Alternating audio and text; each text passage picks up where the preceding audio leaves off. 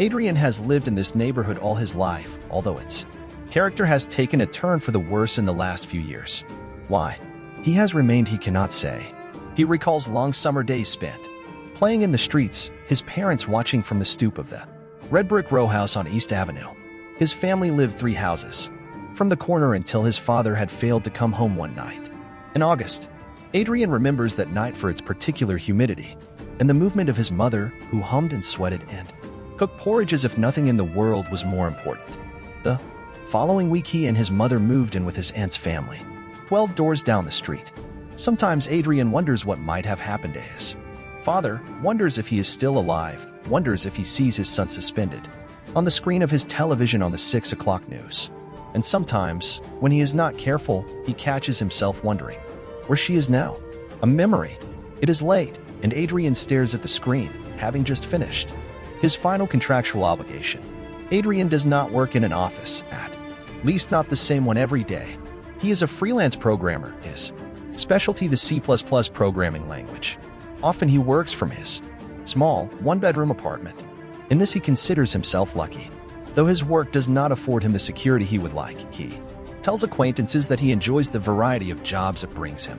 With his career, as with all other things, he is careful and cautious, fearful of the consequences of ill-considered actions. He leans back in his chair and rubs his eyes. For the last 3 months he has taken on no new clients, leaving behind in each company's file the small discreet business cards of competitors whose work he feels is reliable. His decision is not a rash one. Adrian is not a rash man. Before her he had lost himself in the thrum of his work, the long hours of code that strolled out on the screen before him like elegant flamingos. When she left she took even this. Perhaps, he thinks, she was only an excuse, a last chance, realizing the process of his isolation had begun long before he met her. He pushes himself out of his swivel chair and walks into the kitchen where he leans against the fridge. Looking at the dusty picture of his father, he thinks of her. Adrian considers falling. He counts off mentally the meanings and phrases of falling in his life. To fall asleep, to have a falling out, falling through the cracks, deals falling through, falling flat on his face, falling into line, falling all over himself, to fall short of his goals, to fall out a window, to fall in love, to fall from grace, the fall of man. Exactly what attracted him Adrian could not say. Her temperament was contradictory and difficult, her emotional swings wild and unpredictable.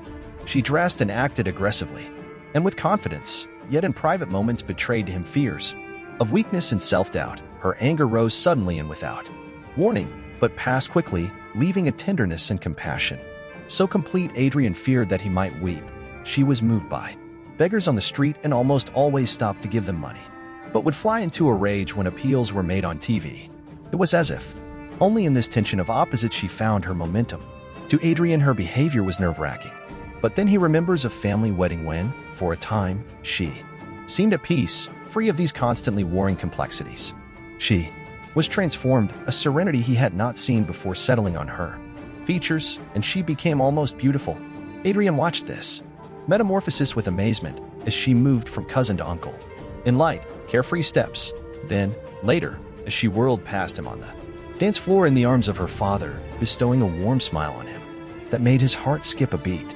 He smiled back, but it was too late, for she had already turned, and at that moment he thought that should he ever be capable of loving someone, it might be her.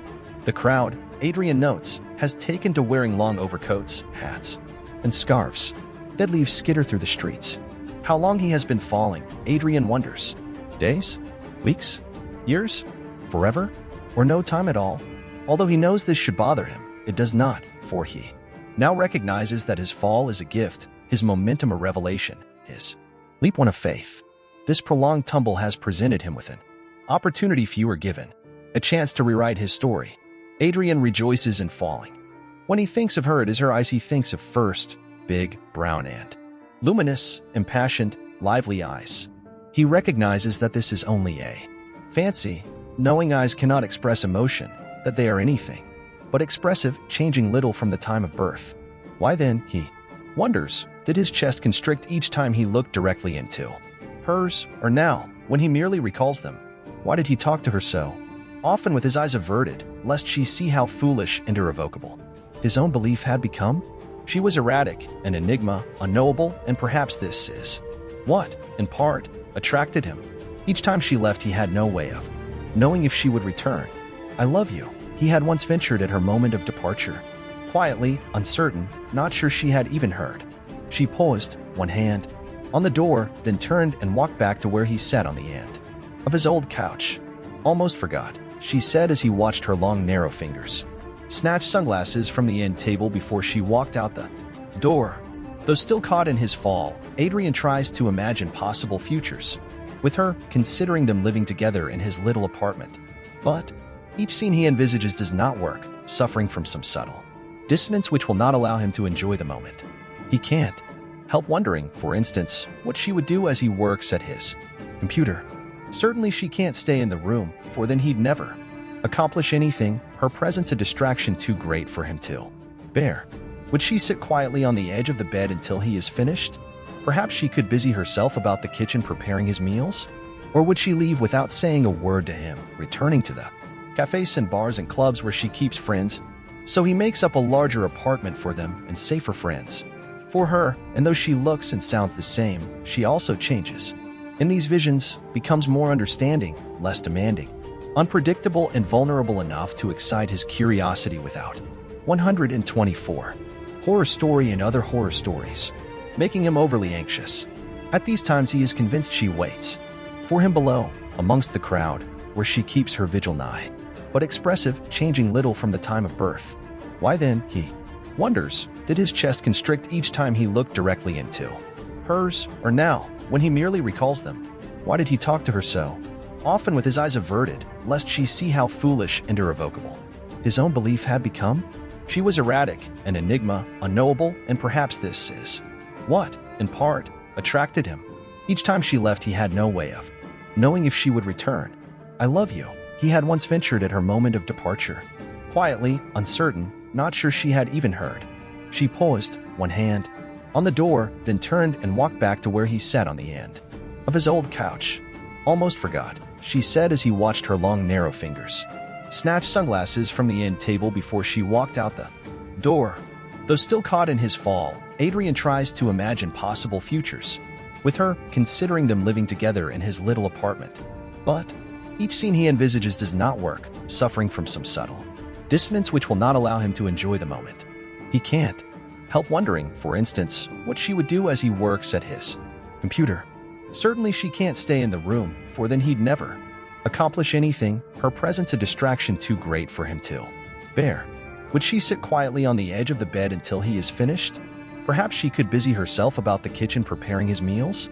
Or would she leave without saying a word to him, returning to the cafes and bars and clubs where she keeps friends? So he makes up a larger apartment for them and safer friends for her, and though she looks and sounds the same, she also changes. In these visions, becomes more understanding, less demanding, unpredictable and vulnerable enough to excite his curiosity without making him overly anxious. At these times he is convinced she waits for him below, amongst the crowd, where she keeps her vigil night and day, waiting patiently for the end of his descent. It had happened again. "Shit," she said, in that small, angry voice, shaking her head. She said it as if she was not even talking to him, as if he was not even there in bed next to her. Adrian followed her stare down to where her hand rested, uselessly between his thighs, where she had for the last half hour tried without success to revive his ardor. "Sorry," was all he could think to say. "Why can't you just relax?" "Huh? There's just no in between for you, is there? Christ, you're either too fast or not at all. I don't know how much longer I can take this." "Sorry," he said again, listening to the sound of the word, wondering if perhaps there was not some small part of him that willed it to happen this way, that wanted to push things to their limit, to see how far they could be stretched before they broke. It is night, and a solitary figure stands below in the circle of lamplight. Snow continues to fall, and Adrian watches as the man's breath slips out in small white clouds, the only sign that he is alive. Adrian feels alone, as if he has been abandoned.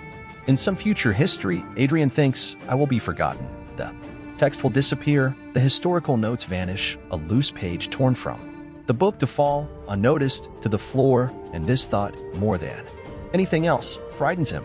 Real memories have become increasingly elusive.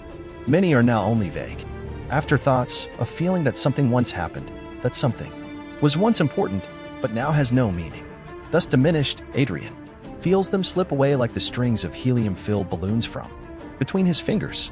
But no matter how much of his life has eroded in this manner, he cannot free himself from the one image he would if it were in his power, the contempt that twists her features as she speaks.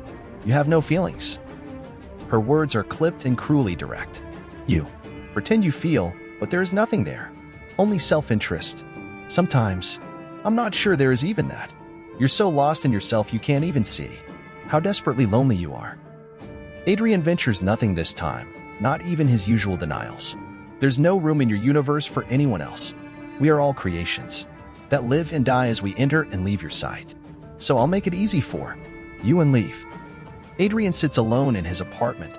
Did she really say all that? Could she have said all that? But she was wrong, had misinterpreted.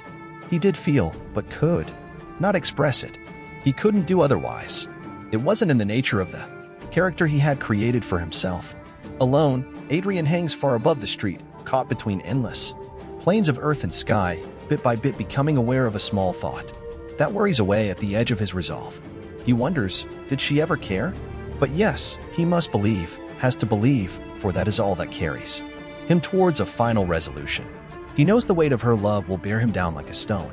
Lying back on the acceleration couch, Kat dug her fingers into the warm, yielding material. Gritting her teeth, she waited for the drop. In less than a tenth of a second, she knew it would be over. The Zeldavik tearing through bent space near the singularity gate, the throat opening to swallow them whole. Yet for her it always seemed an eternity, a lurch, then a sudden terrifying plummet away in all directions, her body drawn out thinner and squashed flatter, tailing away into an emptiness without end, stretched beyond redemption. And when she thought she could take no more, she fetched up against an almost barrier, a sensation like being run through a strainer with an impossibly fine mesh, wires so thin they sliced away tiny subatomic bonds, made her into a cloud of cold, unfeeling matter. Yet awareness persisted. Each time a brief instant followed in which she was sure this was the final drop, that she would be sucked into the gravity well of the singularity gate like the stream of helpless, lonely particles she had become. But at that last moment the singularity seemed to relent, to relinquish its grasp, and her body pulled together again like an elastic band stretched to its limit, collapsing back into the woman known as Kat, leaving her weak and sickened, feeling useless and somehow violated in a way she could find no words to describe. Why did this always make her think of love? The planet wasn't there before, Wei said, hunching over her panel. Simon laughed. He stood behind her, his tall, gangly form dwarfing Wei, shaking his head. He patted her on the back in mock consolation. Kat looked up from Ops. She could see the muscles tense in Wei's shoulders as she hunched lower, drawing away from Simon's touch, her compact body coiling itself even tighter. A few meters away, completely oblivious to Simon's goading, Chan hummed to himself in the pilot's cage, his eyes large and a dreamy expression on his face. Perhaps, Simon said, perhaps it arrived with us? Then he smiled at Kat. Wei turned, her eyes cold and hard. Stay away from me, she hissed at him. Simon's face colored and he stepped back. Then he composed himself and smiled crookedly. Sure, he said in a too casual tone. Whatever you say. Sauntering over to Kat's station on the opposite side of the bridge, he placed a cold, moist hand on her shoulder. Kat shrugged it off. Leave me alone, she thought irritably. Just leave me out of it. She felt nauseous and disoriented as she always did after a drop. Only this drop, the effect had been more severe than usual, almost debilitating. She bent over the ops panel, her stomach churning, trying to concentrate on the diagnostics that ran past her eyes like an unfamiliar alphabet. Simon hovered beside her, and Kat knew Wei was watching them. When Kat glanced up, Wei caught her eye and held it. Kat shook her head slowly from side to side and smiled, trying to reassure her across the distance, feeling a sudden spur of anger at Simon. What the hell was he up to? He wasn't even supposed to be on the bridge now. He should have been below with the rest of the survey team. Why was he acting like a jealous lover now? Their affair had been short and impersonal, the way she liked them, months before she had met Wei. She glanced at him, and a strange look, pain, she thought, mixed with longing, flickered across his face. Kat's stomach tightened and she averted her eyes quickly, her lips curling in distaste. The diagnostics indicate everything is functioning correctly. Wei said. The survey must have been incorrect. What do you mean? Simon asked. Wei swung her chair around. The survey was your responsibility. You didn't do your job properly. Simon's face flushed again. His half-smile disappeared completely. And perhaps you haven't yet learned how to do yours properly. Brethren, Chan said, twists of dreadlocks bouncing from side to side as he shook his head, exhaling a long thin line of smoke into the cabin. He sighed contentedly and smiled. No need for argument. Yeah, thought Kat sourly. That's a lot of help. She whispered a command to her panel. The lights dimmed and an image coalesced between Simon and Wei. At first it was an indistinct, colorless ball, a swirling sphere of gray, but then it began to firm, become a planet. Its surface dappled with smudges and clots of growing color, deep earthy tones, ochre and sienna and paler, sandy browns, sparkling. Aquamarine blues rippled across its surface and slipped into cool shades of slate gray. Bright greens blossomed, splotches like spills of paints here and there, and great expanses of eye-straining white lumped across the sphere in long, distended masses. The fourth planet in a system that was supposed to have only three.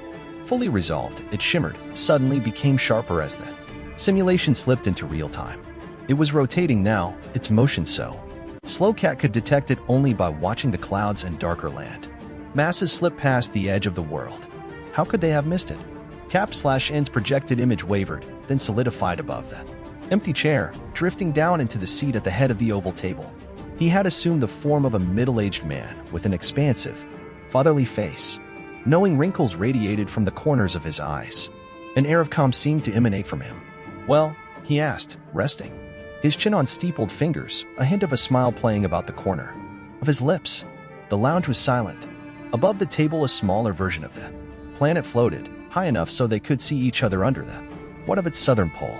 Wei squirmed impatiently in her seat, staring angrily at Simon. Kat reached over and squeezed her hand, and Wei, after a moment's hesitation, returned the pressure. On the other side of the table, Simon crossed his arms, his eyes flicking from Wei to Kat. A vein throbbed in his temple. Kat glanced around the table.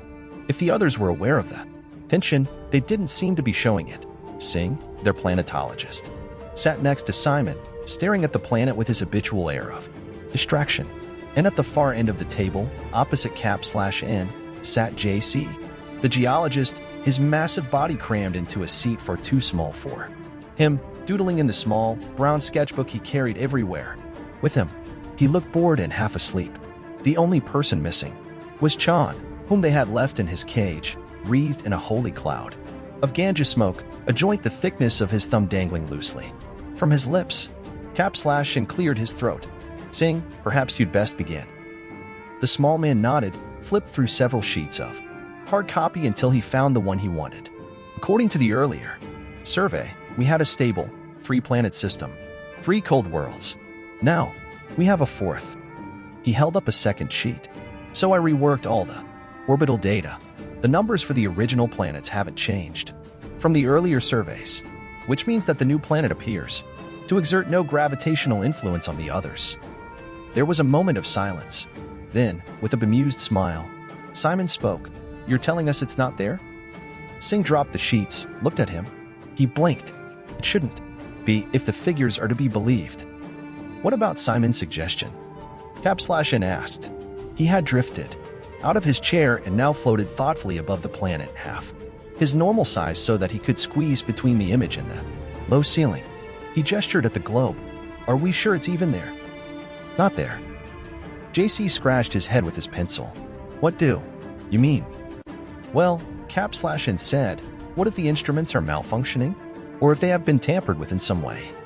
He slipped back, down into his chair as if he rode an invisible slide, now looking like a young child perched on the edge of the seat. What if we only think it's there? Kat squirmed in her seat.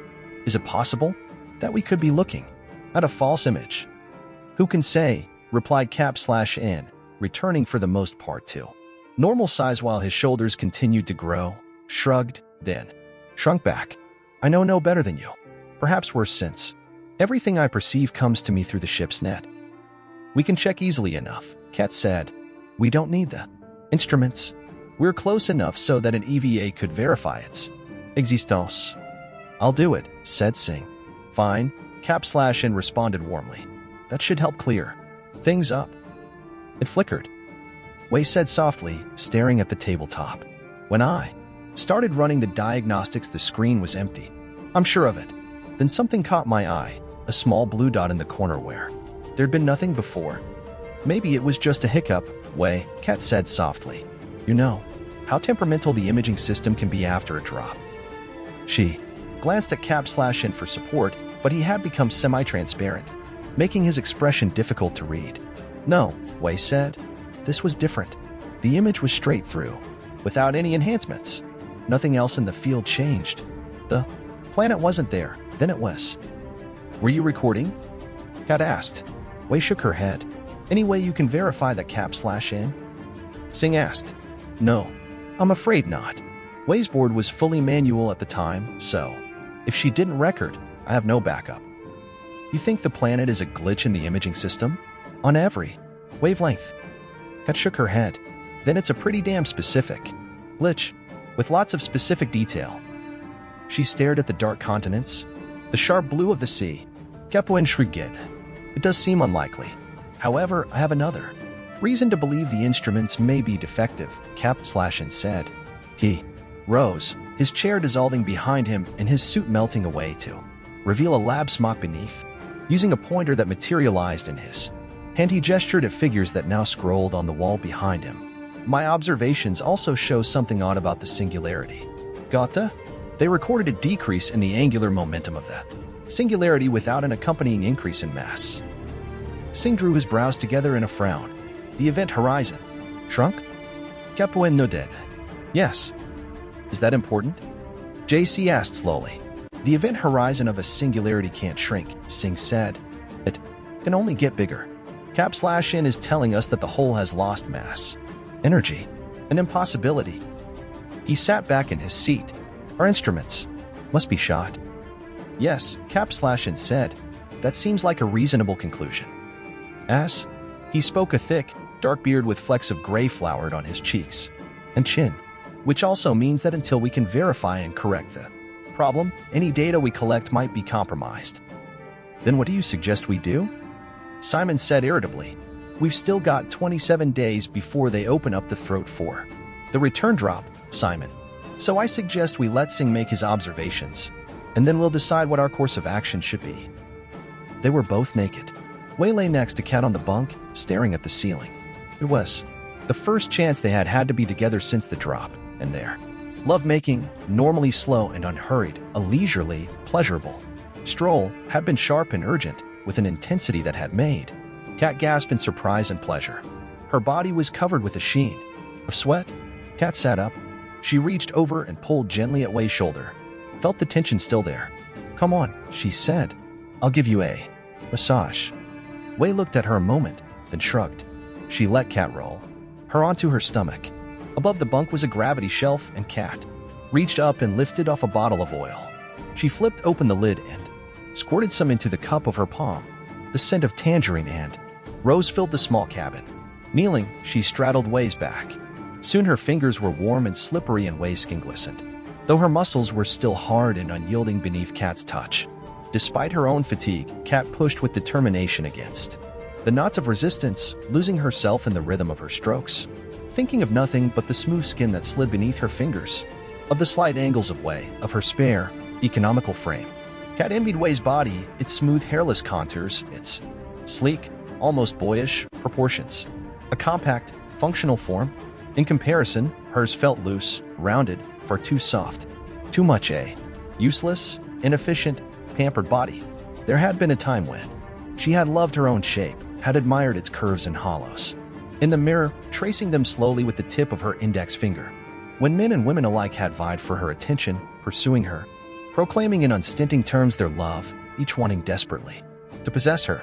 No, she thought suddenly and bitterly, not me. It was this body they wanted. Never me. Just like Simon.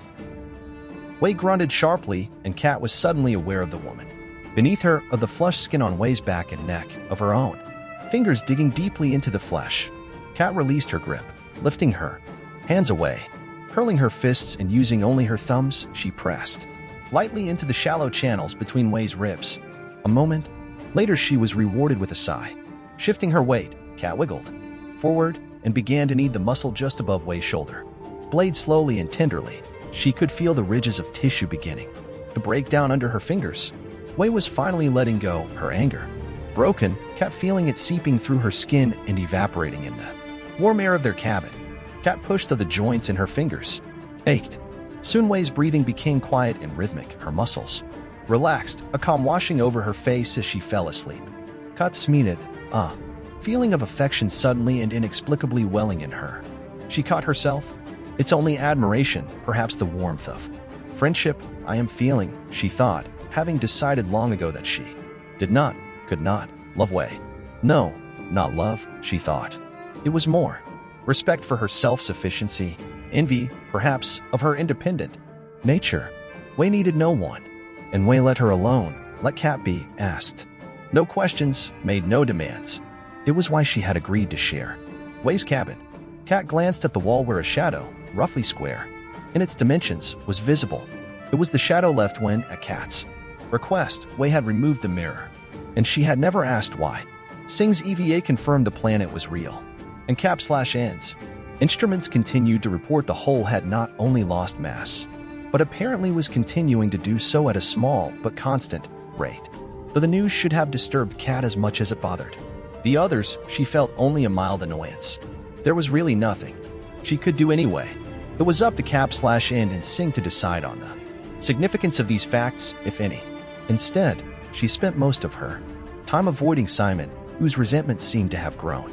His jealousy had become an almost palpable presence, stalking her down the corridors, following her into her cabin, creeping into her dreams. Whenever she encountered Simon in the corridors, he stared at her wordlessly, his face pale and his eyes red and darkened by ever larger circles. It left her unnerved, so much so that she found an excuse. Was calm, almost detached, as if he were reciting an often rehearsed scene of which he was bored. He dropped the chart. But I want to know if she's special. I don't think that's any of your business. Special, he said again. That's all I want to know. He leaned forward, resting his hands on the table. Why? Cat looked into his eyes. They were red and his pupils were unnaturally large. You're high, she said, and began organizing the survey shots, stacking them in neat piles. I have work to do. Is she a better lover? Simon reached across, snared her wrist. Is she? Tell me. Simon's face flushed. His grip tightened until Cat could feel the tips of her fingers beginning to throb. Simon, she gasped, you're hurting me. Hurting you? Hurting you. For a moment his eyes seemed to clear, his vision to focus, and he appeared surprised. Then his face fell back into unrepentant lines. And me? What about how you hurt? Me? He turned Cat's arm down towards the table, pulling her out of her chair and making her stagger. A contorted smile twisted his face. How do you like it now? Cat tried to pull free of his grip, but he held her arm firmly.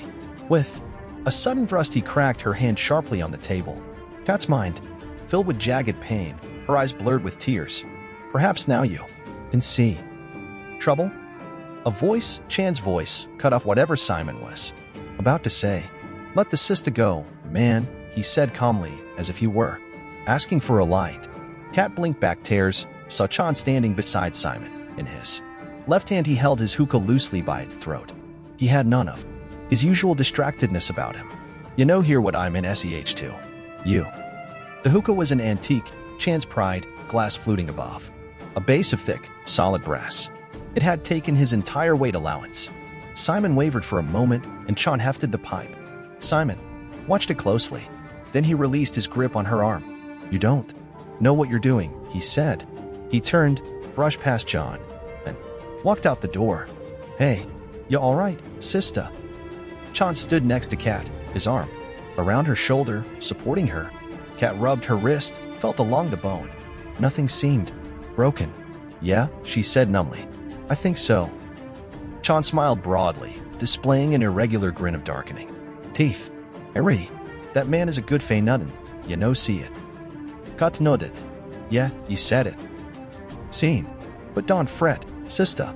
Cap/until I say, you need help, so I make haste to be here. And watching out Feya. Chan gave her a friendly squeeze and left his arm resting lightly over her shoulder. Chan. Yeah. Would you have creamed him with your pipe? I know how. But you love that thing. He nodded. Thanks. Thanks not necessary, Sista. I do anything for you. He smiled broadly. Ya is a righteous woman, a fine woman. He bent his head and kissed her before Kat could react. She tasted ganja thick on his lips and tongue. Mihafe go, he said. Later, he gave her a final squeeze, winked, and walked out the door. For a moment Kat stood unmoving, her wrist still cradled in her other hand. Her heart seemed to falter. Oh, God, she thought. Oh, God. Simon's gone. Yes, Kat. N was a disembodied voice that drifted near the ceiling. There were no projectors in the hold of the dropshipware. Kat had been storing gear. Her arms trembled. How? How could that happen? I don't know, but I am gravely concerned. You monitor the ship, don't you? You watch every member of the crew. Yes. N paused and Kat fancied she heard a sigh, though she couldn't be certain. However, for some reason I am unable to access anything relating to Simon after 14 hours, 35 minutes, and 53 seconds, shortly after your altercation. The moment, in fact, he entered his cabin and I passed the monitoring function back to a subroutine. Software failure? No, at least not as far as I can tell. Kat dropped onto a crate containing drill bits. Then what happened? She asked, her voice subdued. I don't know. There's no record. The only thing I can tell you with certainty is that he's no longer on the ship. He paused, then added quietly, the others are waiting in the lounge. Kat passed through the doorway. Singh stood quietly in the corner, his hands hanging down in front of him, his fingers interlocked, studying the floor at his feet as if nothing mattered more. Wei, who sat at the table, darted a glance at Kat then looked away. Quickly, JC was next to her, his sketch pad closed beside him. He had been drumming his fingers on its thick, brown cover, but stopped the moment Kat entered the room. He too glanced up then looked away. They think it's me, that I did something. The thought shook Kat. She dropped numbly into a chair. No one spoke. She tried, unsuccessfully, to catch Wei's eye. Chan strolled in, smiled broadly as if nothing were amiss, and slipped into the seat next to Kat. He pulled a plastic bag and some papers from a pocket in his coveralls and began rolling a large joint. Under the table, his leg pressed against hers. She jerked away. N materialized near the end of the room dressed in baggy trousers, a brightly flowered, short-sleeved shirt, and a white apron that ran from his knees to his chest and which bore, in large red letters, the words "Kiss the Cook." On his head, an oversized chef's hat drooped. Ah, he said cheerily, I see we've all arrived. In his left hand he held barbecue tongs. Except for Simon, Singh said dryly. For the first time he looked at Kat. In his eyes she saw anger, and perhaps fear. Something else, too, something that she couldn't quite place. Yes. N furrowed his brow. No doubt. JC eyed N's image sourly, pushing his sketchbook back and forth between his forefingers. Why are we here? He asked. N lifted the hat's mushroom top which had collapsed over his eyes. We are here to discuss our next step. Next step? JC growled, a deep sound that seemed to rumble, even in Kat's chest. Shouldn't we return to the drop site immediately? Regulations specifically stipulate that we are to abort missions in the event of death. True, said N, but we don't know Simon's dead. Not yet. Anyway, I've listed him as missing. You said he's not on the ship. Out here, missing or dead amounts to the same thing. Not necessarily, N said. It is possible that he may be on the planet. We already know it's a hospitable environment, surprisingly. Earth-like. And there is this. N gestured with his tongs and a hollow of the planet appeared above the table. A tiny pinpoint of light flared on its surface near the equator, then began pulsing with regularity. Radio beacon, Singh said, incredulous. Capuen no dead. The signal appeared almost immediately after. Simon vanished. Regular 1-second pulse on the emergency band. I've returned messages on the same frequency, but haven't received a response yet. Singh leaned forward. Visuals. The source is obscured by heavy foliage. Could be anything, JC mumbled. We don't know it's Simon. No, Cap/N said. We don't. There may be no connection whatsoever. But if he's alive and down there, leaving now would almost certainly result in his death. It would be weeks before a proper rescue mission could be mounted. This is crazy, Kat thought. Why doesn't anyone say this is crazy? She looked around the group at the 6 of them, but no one except Chan, who bared a mouthful of yellowed teeth at her in a lopsided grin, would meet her gaze. How could they sit here, she wondered, discussing these absurdities as if it were some sort of minor technical problem? What do you recommend? Singh asked, looking at Cap/N. The apron and shirt dissolved, were replaced by a sober, dark jacket. Cap/N's face aged, the lines on his forehead deepening, crow's feet crimping the corners of his eyes. I'm afraid I have no suggestions. This time, he seemed to shrink, to stoop with age. Reaching up, he plucked the hat from his head. His hair was white. This decision is one you'll have to sort out amongst yourselves. In situations such as these, my role is limited to pointing out the available options. I am, after all, merely a simulation. The hat had, during this last speech, metamorphosed into a narrow, darkly bound volume with gold lettering embossed on its cover. Kat wasn't sure, but it still appeared. Desekis the cook. Yes, JC said. Cap/N is right, and I think it's a decision we need to make in private. I understand, Cap/N said agreeably. I shall make myself scarce. Kat looked at JC, surprised, realizing suddenly she was scared, that she didn't want to be alone in the room without Cap/N. Cap/N smiled reassuringly at Kat as if he sensed her discomfort. Drifting in her direction, he rested an insubstantial hand on her shoulder. I shall restrict my monitoring to areas outside the lounge until you have reached your decision. Then he vanished. Kat sat up straight in her chair. JC, she said sharply, trying to mask her discomfort with anger. What the hell was that about? We only have Cap/N's word that Simon is gone, he said. I think we should conduct our own search of the ship. You think Cap/N is lying? Lying may not be the right word. Perhaps he's malfunctioned. Something might have gotten scrambled when we did the drop. Or, and here JC paused, staring at a point on the wall just beyond Kat. Maybe he's been tampered with. Chan exhaled a large cloud of smoke that wafted over Kat and settled around her like a fog. What'd that man mean? He said, threads of smoke still spilling from his nostrils. JC shrugged, then looked away. This is too weird to be explained by a simple glitch in the system. Cap/N controls everything. If someone's messed around with him, then we can't be certain of anything. Hell, for all we know, he might still be listening. He stared at the spot Cap/N had last occupied. Smoke-wreathed Kat's head tickled her nose. She breathed deeply, drawing the numbing fumes deeply into her lungs. All right, an onboard search, said Wei evenly, her eyes focused on the tabletop. If Simon is still aboard, then we know the problem is with Cap/N. I'd just as soon find that out before we trust Cap/N to the return drop. If he's acting up, we can send a message and wait for another team to come get us. And if we don't find Simon, what then? Singh asked. I think we should do just what Cap/N suggested, Wei answered, without hesitation. Check the planet. I agree, JC said. We can't just leave. Wei looked at Singh. He shrugged. I'll go along with the majority. John. Mon. What about you, Kat? Wei asked, for the first time looking directly at her. Kat could read nothing in her gaze, but Wei's hands lay stiffly in her lap, curled into small, tight fists. For some reason, Kat didn't feel threatened by this. Instead, she found Wei's hands fascinating. Smoke spiraled around her head, bright, friendly pinpricks of light flared in her brain. Sure, she said at last, inhaling deeply, her tongue feeling numb, growing heavy, making it hard to speak. Why not? The words rushed out with her exhalation. Beneath the table, Chan was pressing his leg against hers again. What else is there to do?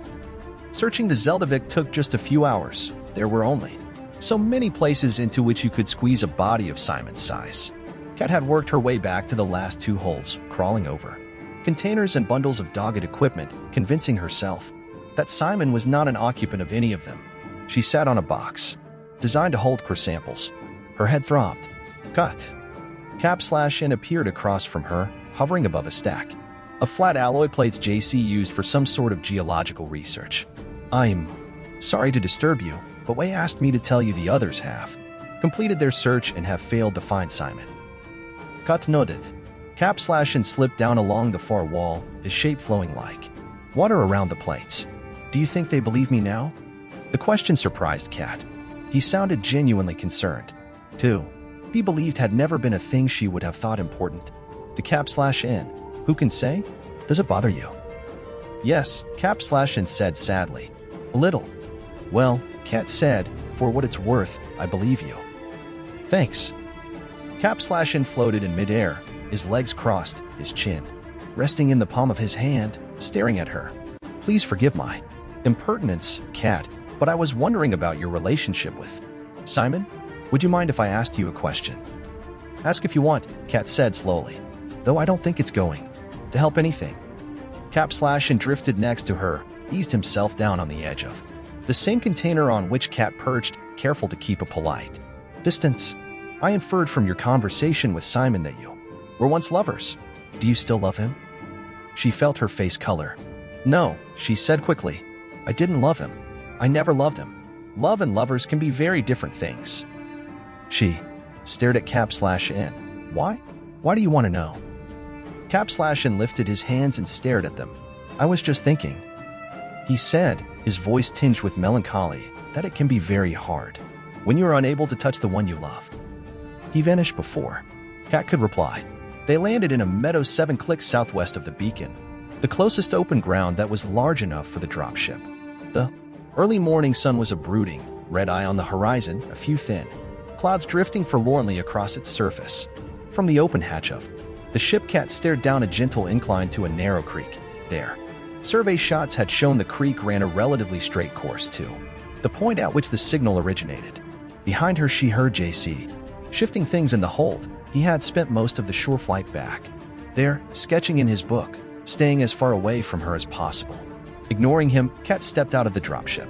The flora seemed strikingly similar to Earth's, the thick forest and broken hills reminding Cat of southern Vermont where she had grown up.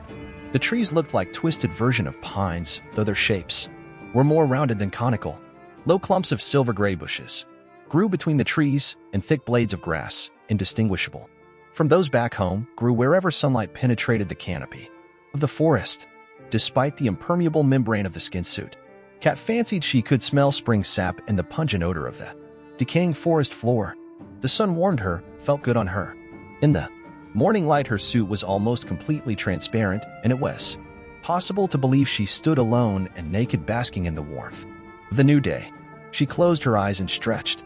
JC cleared his throat. Cat opened her eyes. He stood behind her, shifting his weight from one foot to the other, his squat form hunched more than usual. Perhaps we should get going, Hyun? Cat realized he had been watching her. She stared at him, and his face colored slightly, something like anger flashing there for an instant, then disappearing. Sure, she said. She reached down to the small box fixed near her waist and pressed a button. The skin suit opaqued. Behind them, the exterior of the dropship shimmered in the morning light, and Cat located the remote through which Wei would be watching them from the Zeldavik. She raised her arm and waved. Turning her back on JC, she plunged into the shadows of the trees. The day grew hot.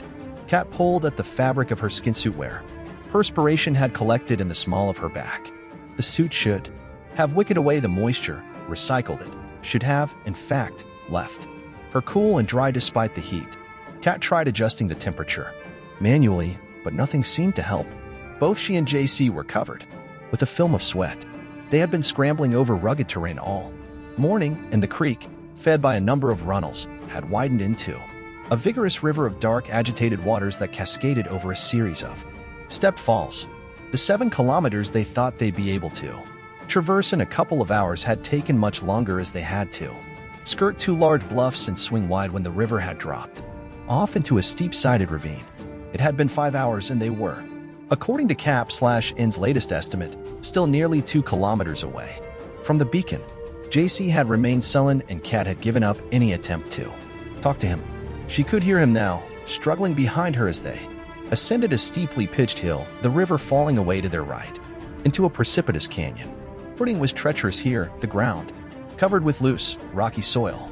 A tangle of rotting logs crisscrossed the slope, caught on the trunks of upright trees, blocking their path. Kat listened to JC curse incessantly between ragged breaths as they scrambled over the smaller barricades and crab walked sideways to get around the larger trunks that blocked their progress. Each footstep was followed by the rattle of loosened debris rolling down the hill in their wake. Kat quickened her pace, and soon JC's sounds faded into the distance. She felt a little prickling of guilt at leaving him behind, but suppressed it. There seemed to be no real danger. The suits, though not indestructible, were designed for far more extreme conditions, and they had encountered nothing more dangerous than a few large insects that floated lazily amongst the lower branches of the trees. She continued to climb. Kat crested the hill suddenly, breaking from cover into a tiny clearing. The sun was directly overhead, and to her right the river had become a thin ribbon 100 meters below. In the distance, back towards the dropship, tree-covered hills receded in a series of rounded humps like a green, rolling sea. A breeze rustled through the grass. It seemed to lick at her as well, and she imagined it evaporating the sweat that had collected on her, though she knew this was impossible. Through the fabric of the suit, she sat down in the grass, fatigued, watching as the material began to darken, obscuring her body with a smoky translucency now that she was in bright sunlight. She reached down and pressed a stub on her control panel, activating the suit Tajud radio. Heavy breathing filled her ears. JC. There was an answering grunt. I've reached the top of the hill. I'll wait here, okay? I need a bit of a breather anyway. There was a pause. Sure. Right. See you shortly. She cut the link. Kat lay back in the grass. Overhead, the ring of sky was blue, and a single cloud, small and lonely, hung just above the swaying tips of twisted pines. Kat closed her eyes, not intending to fall asleep. A dark figure knelt over her, his form blocking the sun. For a moment, she experienced confusion. Then she recognized JC's shape, remembered suddenly where she was. His silhouette moved, and she felt a heavy weight settle on her legs just above her knees. She gasped, JC, what are you doing? Do you love me? He asked. Kat's heart pounded wildly. What? Don't be absurd. JC leaned forward, and his face emerged from shadow. His eyes were wide, his face flushed, his breathing rapid and irregular. Kat could see large drops of perspiration rolling down his forehead and temples. One splashed on her suit just above her cheek, making her blink. Your suit. Kat shouted. Where's your suit? Thick fingers encircled her wrists, bent them back, pinning her to the ground. Kat. Cap/N's voice sounded in her ear. There is something wrong. JC has discarded his skin suit. Quarantine procedures dictate we'll stay here together, just the two of us, JC said calmly. Then you'll understand. He let go of her left hand and fumbled at her suit's fastener. Horrified, she watched as his finger found the stud. There was a faint pop as the seam split along the length of her sides and the material began to peel back. Stop it, she shouted, and twisted between his legs, flailing at him with her free hand. But he was heavy, too heavy, and all she succeeded in doing was pulling away more of her suit. I want to be with you, he said in a hoarse whisper. More than I've ever wanted anything. JC smiled weakly at her, and for an instant Kat saw Simon, that same mad smile twisting the corners of his mouth. JC lifted the suit fabric from her face like a veil and bent his head to kiss her. She screamed. The air howled around them, as if a great bird beat its wings. Above them, JC pulled back, blinking rapidly, an expression of bewilderment on his face. Light descended, enfolding them, crackling. Around them, the tips of JC's hair rose. He looked down at Kat, as if he were surprised to find her there, beneath him. Then he was gone. The pressure suddenly lifted from Kat, the brightness fleeing with it. Dazzling after-images darting in her eyes. A tremor began deep in her chest, then spread to her limbs until she was shaking uncontrollably. A moment later she curled into a ball and began sobbing. Are you sure you're all right? Wei's voice sounded distant. Unnatural. Kat rubbed her wrists. They still ached in yellowish bruises. Discolored her flesh there. A few meters away, in the shadow of the nearest trees, JC's suit lay like a discarded snakeskin. Yeah, she said. Fine. She had managed to struggle back into her suit and seal it. Again, standing in the center of the clearing, she stared at the outline. Where she had lain, the only place the grass had not been singed. The tips of the branches of nearby trees were blackened. JC. /N doesn't know, or won't tell. He said something jammed. Most of the frequencies when JC was taken. All he knows is that the beacon stopped transmitting at the same time. There was a moment of silence. Then Kat asked, "What now?" "Back to the dropship, I guess." "You okay to get back?" "Yeah, sure. But what about the quarantine?" "Let's worry about that later," Wei said. Her voice sounded tired, worn out. "Kat, did JC say anything strange to you? You know, when he was, trying." "Yeah," Kat said. "He asked me, something caught in her throat, asked me if I loved him." She waited for Wei's response, for a statement of disbelief, for a comment, for anything. But there was nothing. "Wei, I've got this bad feeling, Kat. We should have never." Chan's distinctive voice rose angrily in the background, making it impossible to hear the rest of her words. "Wei, what's going on up there?" "Chan and Sing are arguing about something," Wei shouted over the noise. "Just worry about getting back to the dropship, okay? I'll talk to you then. Got to go." "Wei?" Kat asked, but the connection had already been broken. Darkness had fallen. Kat stood in the artificial light of the dropship's hold, turning the pages of JC's sketchbook. She had found it here, lying atop a crate, meant to hold mineral samples. Page after page contained sketches of her. Between the last two sheets she had found a carefully folded note scrawled with a charcoal pencil. "Dearest Kat," it began, "I am sorry. I do not have the courage to tell you my feelings in person. I had wanted to speak to you before, but I never had a chance to be alone with you.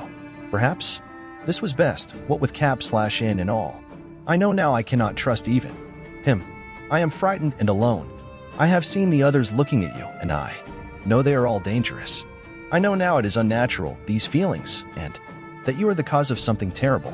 Sometimes I think the best thing would be to kill you, to end this madness, but I know I could never do that. Perhaps I will kill myself instead.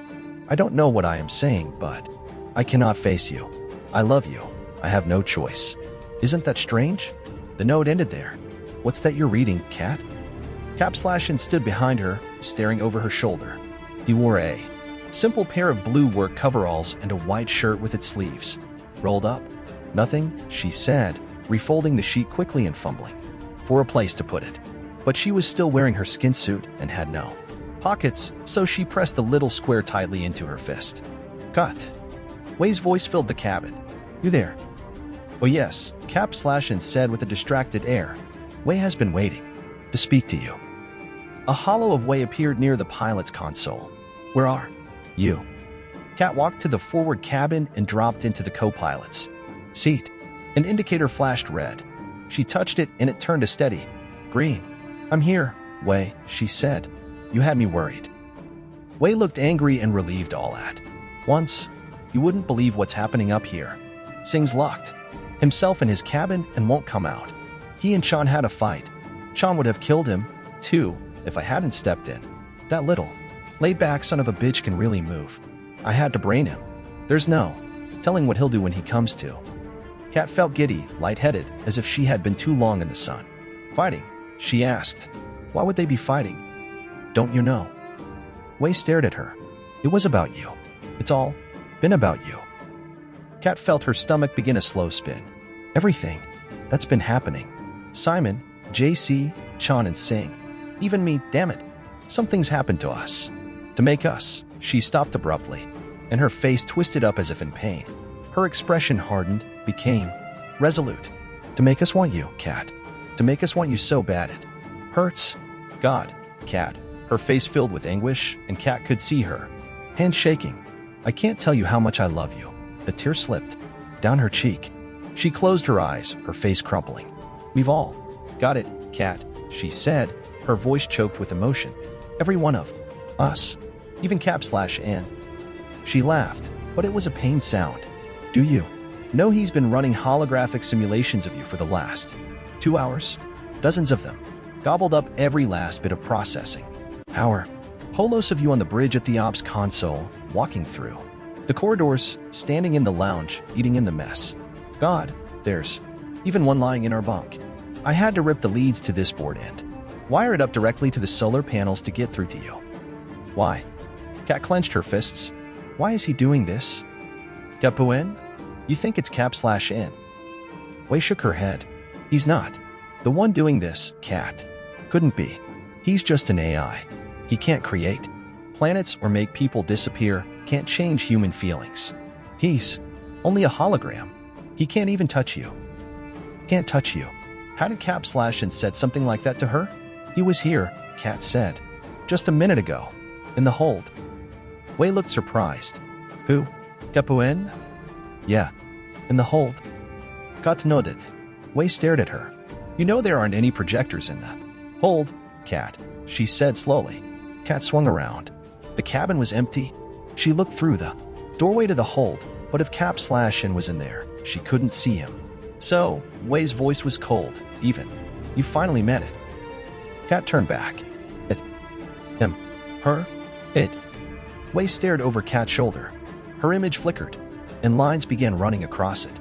Remember, she said, her eyes moving back to Kat. Remember what cap/in said about how the hole lost some of its momentum? Cap/in kept an eye on the hole after that, at least until he flipped out. I checked his data. It kept losing. Momentum, cut. A tiny loss, but steady, with two notable blips. She paused. The first when Simon disappeared, the second when JC did. Wei's image seemed suddenly grainier, almost pebbled. It's the hole. Cut. It's the hole that's doing it. Kat clutched the armrests, tried to keep herself from slipping out of the chair. Wei, she whispered, help me. I don't think I can. Wei reached out as if to touch the side of Kat's face, but her hand passed through her cheek. The corner of Wei's mouth twitched, her image wavered, became static, a crooked smile frozen on her face. Then it depixelated, bit by bit, an image carved in sand, washed away by the tide. The Connect light died. Wei? Wei. Kat reached across, pressed the request/connect button several times. She banged it with her fist, but the entire panel had gone dead. Pushing herself from the seat, she staggered out the hatch. The sky was clear and darker than she could have imagined. She looked up to where the bright point of the Zeldavik should have been, but there was only empty space and a handful of cold, glittering stars. A moment later, the stars winked out. Kat stood, her toes curled over the edge of the world. In either direction, the rim curved away from her like a ragged shoreline. Below, the ground angled to a distant, singular point where it vanished. Altogether, she stood atop a cone, outside which she could see nothing, not even stars. It made her dizzy. She felt a breeze behind her. The trees stirred restlessly. The wind whispered to her, Kat. Kat glanced over her shoulder. There was no sun, yet light filled the world. A low rise covered by thinning forest stopped half a kilometer away, dropping off into empty space, the furthest point from which she stood, the extent of her world. You killed them, she said to no one. No, Kat. The breeze tickled her back, playfully pulled on her as if to draw her away from the edge. It ran its fingers through her hair. I only sent them away. You destroyed them. Silence. What will happen when others come for me? Will you destroy them, too? They will not come here. We are elsewhere. Kat leaned forward, felt the soil begin to crumple beneath her toes, trickle away into the void. She closed her eyes and shivered. The wind was restless, tugged at her. Please, it said. It was an accident. I did not mean to change them. I wasn't aware of the effect I was having on them. You did it on purpose. You were playing with us, watching to see what would happen. No, you were wrong. Kat imagined herself tumbling through the emptiness beyond her feet, through the oblivion, the not knowing. She began to sway. You are beautiful. I love you. Kat's motion stopped abruptly. She opened her eyes. Love me? She laughed bitterly. How can you love me? I was sleeping. You woke me. No, Kat said. I love you. You must love me. No, you will learn. I will teach you. Teach me. Kat shouted. Like you taught the others? Why don't you just change me the way you did them? Make me into whatever you want me to be. I cannot. It must be your choice. Otherwise, it would mean nothing. Nothing. The word startled Kat. She spun around. Wei stood behind her, arms open, her face filled with longing and sadness. A bright, peculiar Light burned behind her eyes. Please, Kat. Kat took a step towards her. Wei, you must stay. You must love me. I can be anyone you desire me to be. The voice was Wei's, but Kat knew it wasn't her, could never be. Her? I cannot let you go. Kat shook her head, mouthed the word no. Then she turned, leapt past the edge. Her stomach tore into her throat. She tasted the sickening rush of vertigo as the ground slipped by in an incomprehensible blur. Then nothing. Nowhere. A universe without sensation, without dimension, without light. Her awareness the only thing that existed. I will not let you go. Alone and naked, she stood in the middle of a forest.